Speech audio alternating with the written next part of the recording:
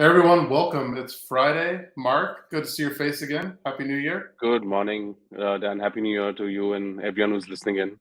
Last week I was just a listener on the show, but a Yeah, great show. It's good to be back on the show now.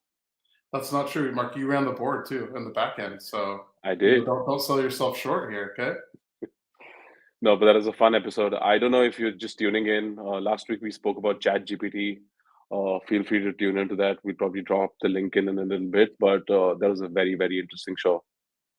Yeah, no, it was a really interesting show. I think one of the things I really liked about it was, ChatGPT is on like the forefront. Like you can't go on LinkedIn without hearing everything ChatGPT, and Hmm. it was nice when we scheduled it because it was early days of, early days. It was early on in ChatGPT life cycle, I would say. And then the fact that like when we came out with the show, there were a lot of eyes on it, I think was perfect timing.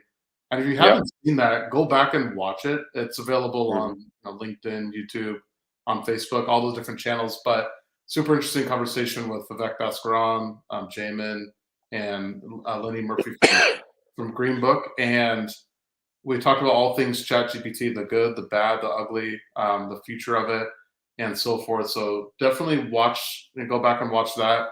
I think it has over 1,000 views, so a lot of people Yeah. have viewed it, which is nice. And I think this goes to say it's there's a lot of good information and intel in there. So definitely go back Oh, and watch noted. Yeah. that. And Hmm. then Absolutely. nice. And then Mark, we also have a webinar coming up on the Absolutely. 6th. On the 26th, that's correct. And this is what, the third year in a row now, I want to say, that John and Steve and you are doing it? Yeah, at least the third year. It's hard because I think At as least, we yeah. talked about, these years kind of run together, like the COVID years run Right. together, I think. Hmm. But I know it's at least the second or I think the third time with Steven, and this will be the Yeah, second time with John Last as well. So I with think John we're right last. there. That's right. Yeah, so we're on the 26th. We'll do a 2023 trends webinar. Not only Yeah. market research trends, but consumer trends as well. I know Steve does a lot of work on trending data, and then also John Last. He does a lot of work on, he calls it a barometer that goes over a number of different points in the consumer life cycle and trends and things going on. So Yeah. definitely that is always a great show to watch. In fact, last year, Mark, if you remember, we had so many questions that we did a follow-up show We did a that was follow-up. That's true. Q&A. So we might do That's that true. as in addition, depending on how many questions and so forth we get. But Mark put the Absolutely. link in the comments in the chat here, and definitely feel free to register for that. It'll be available on LinkedIn, YouTube, and Facebook. So yeah, Yeah. anything else, Mark? Any other announcements before we bring in the guest today? No, I think we're good. Let's bring Susan in. I know she's looking Okay. forward to this. Yeah, so I want to introduce, bring Susan Roth in here in a minute, and she is the new director of communities for QuestionPro. She is, I think, about a month in, maybe not quite a month in, but let's go ahead and bring Susan into the show here. Hey, Susan, welcome. Hey, Dan. Hi, Mark. Hi, Thank Susan. Good morning. Yeah, good Awesome. morning. So, Susan, it's been a month almost, or not quite? I don't, maybe not quite a month, Yeah, not quite, about 3 weeks. 3 weeks, Yeah, and we had the holiday in between, so I don't know how we count right, Yeah. that, but right. Yeah. so awesome. Welcome. Well, maybe to kick it off, maybe give a little bit of background about yourself and let people know sort of your background in the industry and how you landed here. Sure. Hmm. Yeah, so I've been in the research industry for quite a long time now, and doing a variety of roles, both qual and quant, but I would say some of the highlights, I'll just choose some of the highlights. Yeah. Back quite a while now, it feels like. I was at Greenfield Online. I was one of the 7th employees, I think, and was the field director for their online focus group platform, which we launched. And that was the first fully online focus group platform. So that was a very exciting Right. time. And then we launched online discussion boards. So those were the first communities and also very exciting. I moved over to Kantar, which was TNS at the time, and I ran the online qual portion of their qualitative group and worked with project project managers to execute projects, work with moderators to get them trained up on how to moderate projects, work with the sales teams. It was really a very exciting time, and that was a real time when lots of new capabilities were coming out. So we were always trying to, stay involved in anything that looked really useful. We were interested in. Right. And then moved into some consulting, and that's been an exciting journey just in terms of seeing what other companies were doing and doing a lot of different methodologies. And I feel like it set me up really well for this position. And, I'm excited to be now director of communities here. I feel like I literally almost feel like I saw this coming. I have always Nice. thought I would love to be, working on just a really large community platform. So Yeah, Nice. that's awesome. And I mean, what I loved about your background is your experience in Qual, and I know it. I think it was at Kantar, just your experience with using a bunch of different technologies. So you have, that background as well, which is great. And I think I should rephrase that. I know you have a lot of knowledge in this space. So I wanted to, talk with you today and also have a conversation around communities.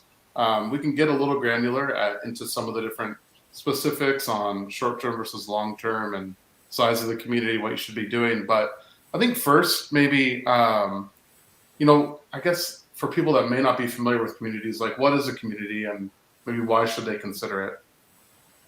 So a community is essentially a gathering point for any particular group that a client wants to work with. I mean, in terms of talking about a research community. So, in some cases, clients come to us and they have a group of people who have already been pre-qualified and they know their users, or they know that they are patients, or they know that they are very involved in a category. And so they want to move them onto a community so that they can do ongoing research with them. Especially if they're already doing, recurring research like with the same groups. This way they can do surveys, they can do qual, we can keep track of it all. We can, manage the front end, the back end. We can manage however much they need. But, that's just one of the ways.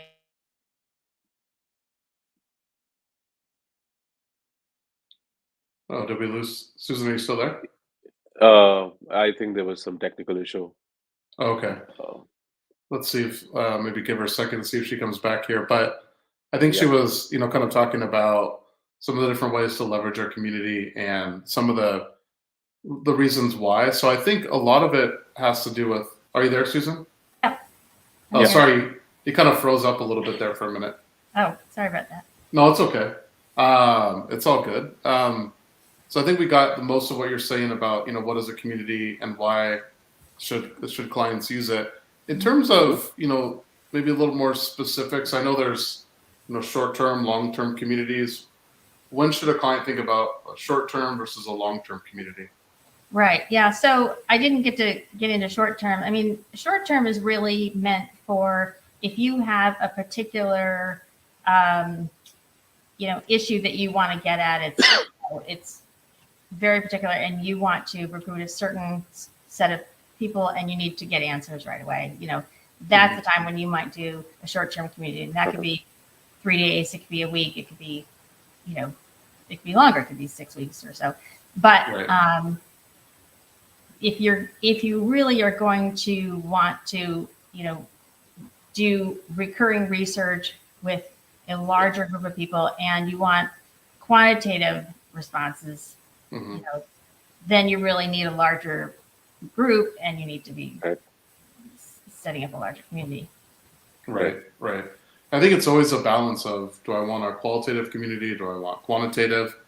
And I don't know, I always like kind of a mix of both depending on the use case, but I think a mix of both is nice because it leverages like the tools of the community, right? So I think one of the things you need to think about when you're designing the community is it quantitative or qualitative? So what are some of those considerations that maybe clients should take into account, either frankly if they have a community or if they're planning to have a community?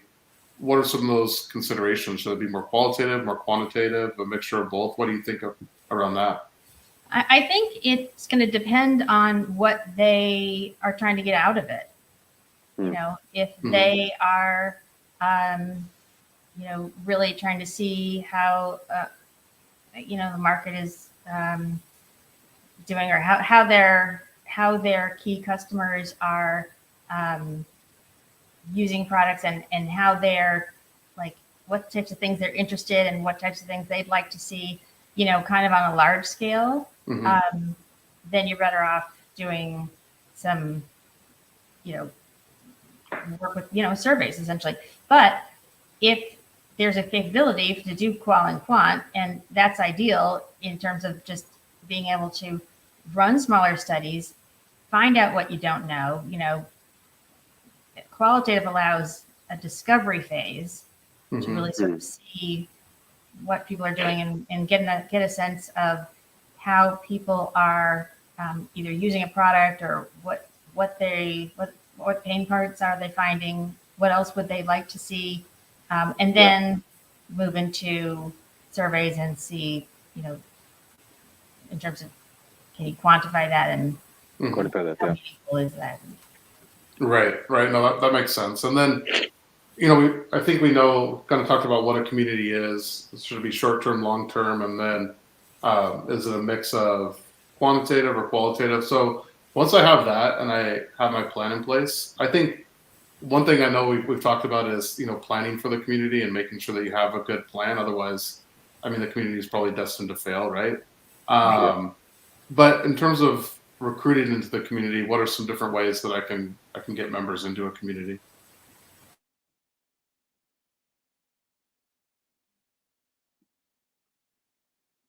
I know maybe Susan's having some issue with her internet. Yeah, she But must if she be. comes back, I know that we've spoken about this extensively for a while now, right? About what are the different things. So, oh yeah, Susan's back. Sorry, I don't know what's going on, but No, it's okay. It's all right. No problem. We can we can power on. So, recruiting to a community, what are some of the different ways that, if I'm a client, I can get participants or members into a community?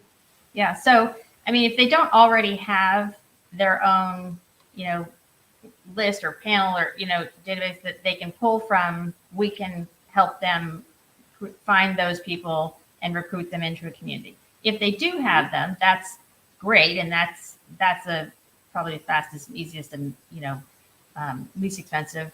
And we just have the client invite them in, they already have a relationship with the client. And so we have them invite them in. Some communities start smaller and then we continually add to it. We have a number of communities that have, just been growing over the years as they, the client is finding new ways that they want to use the community. They're expanding their uses. In some cases, maybe they are, they're starting with maybe product users and now they're moving into category users. We also have clients that are starting in one country and have branched out to, 3 or 4 countries, or regions even, so that this is the kind of thing that can grow as needed, and shift and change as needed, that we have. We can set it up as however people need, and we're happy to advise based on their needs. Yeah, and I like that you mentioned that is like, just because your community started small or started big, doesn't mean that's where your community stays. It can align to, businesses changes every week, every month, every year, right? So you can align your community to your business needs at the time, and oftentimes that is growing a community and expanding into, maybe you started in North America and you need to leverage Latin America, UK, all these different areas. So that definitely is a key point.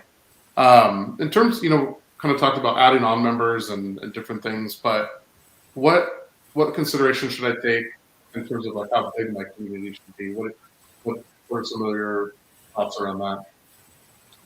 Well, again, I would say in part it goes back to if you want to do, qual or quant. I mean, if you're going to do primarily a qual community, it can be much smaller. If you're going to be quant, you're going to need thousands of people because obviously your response rate each time is not going to be that high, and you don't want to be talking to the same people over and over and over every day or every week, or I mean, we try to space it out a little bit. Once a week is actually not bad, but you want to make sure that enough people to meet the need of the survey as it's happening. So, one person might qualify for this survey, but obviously not every survey. So, yeah, it's really somewhat dependent on the type of work that you plan to do, and also how often you expect to use them. I mean, we do recommend using them regularly. The members will be more engaged if they are doing regular surveys or regular qual or some mix of those. And a mix is ideal because that keeps people interested and gives them a number of ways to participate. We also have, our platform is set up so that participants can start their own little topic and see where that goes. Moderators are also putting in topics of their own just on the fly and see where that goes.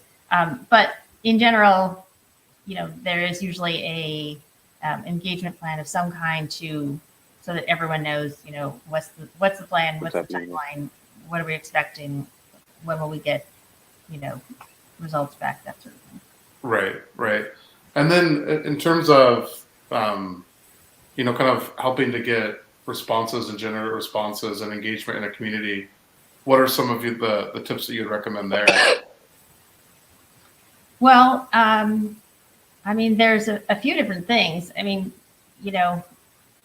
we always want to make sure that the research is interesting and ideally meaningful. In some cases, it's helpful to share some portion of the research with them if there's if that works for the type of research that's being shared. Or just you can also show how that person responded versus others in the group. Sometimes people just like to know how their experience compares to others. We do also want to make sure that we're rewarding people extrinsically as well as intrinsically. So, we are offering some sort of remuneration in terms of points, which they can collect and then either get a gift card or use in some other way. But at the same time, we encourage people and we want to give them, we really want them to feel valued and like they're appreciated, their feedback is useful, it's being used, they're being listened to, and that hopefully it's helpful for them to get some sense of what other people are saying. That's primarily in a qual setting. But. Right. I think that makes sense. And I like that you brought up the intrinsic and extrinsic rewards because the rewards. I think that's valuable. I think people often think of like, oh, well, I'm going to get points and I'm going to redeem it for gift cards. And certainly that's why some community members are in there. But I think there's a lot of intrinsic rewards and just knowing, hey, if I have a lot of brand affinity towards a particular company or, obviously a brand, but I think I'll do things just because I feel like I'm giving back and I feel like my voice is being heard. I think people often underestimate that. And so to your point of saying like, hey, this is how your response, compares, and this is what, how we see, different things positioned. I think that's pretty interesting, honestly. And I think it's an underutilized trait that a lot of community managers could leverage. In terms of like, kind of inside of a community, right? You want to make sure that it's fun. And how do you balance hey, we need you to do the survey, which, we love surveys, but not every survey is like, some of them we got to kind of get through and it's like kind of a grind. But how do you balance the work and fun aspect inside of a community? I think that's a great question. I mean, it's really somewhat.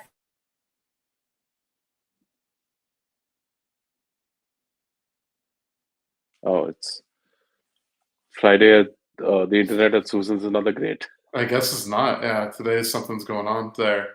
Yeah.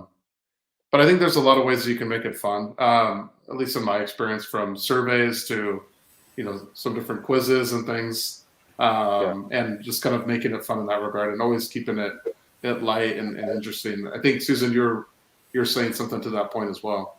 Yeah, exactly. It's I just want to say that the community manager really have some personality. I think it's important that the participants know that there's real people back here, behind the scenes that they may or may not see. Sometimes in communities, especially with Qual, I suggest starting out with a video from the moderator to the participants saying, that's good. Hi, introducing themselves, saying what we're here for, looking forward to hearing your feedback.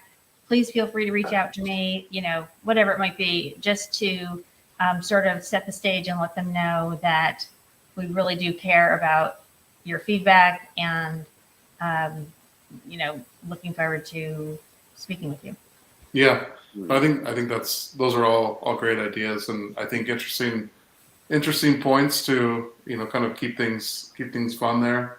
Mark, I know I've been asking a lot of questions, but do you have any questions around? Yeah, actually, I was thinking of one just now. You guys mentioned that we keep onboarding different people in the community, right? So let's, for example, say I've joined a community 6 months after the community started. Is there a way for me to know what's happening, or for me to be as involved in the research, or is it something that the community manager should be doing to make me feel welcome, or something of that sort? Because I'm sure people are coming in and people are going out all the time, right? Right. That's a great question. Yeah, there is some turnover naturally. And so we are, refreshing the community, making sure that it's, there are new people coming in on a regular basis. And yeah, the community manager, it's important to welcome them in, make sure that they are getting some sort of orientation to how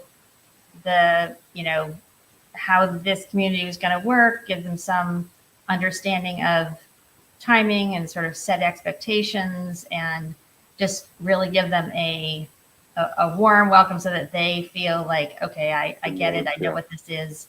I have some sense of what's going on here. Nice. So Susan, go ahead, Mark. No, that's all Okay. I'm saying.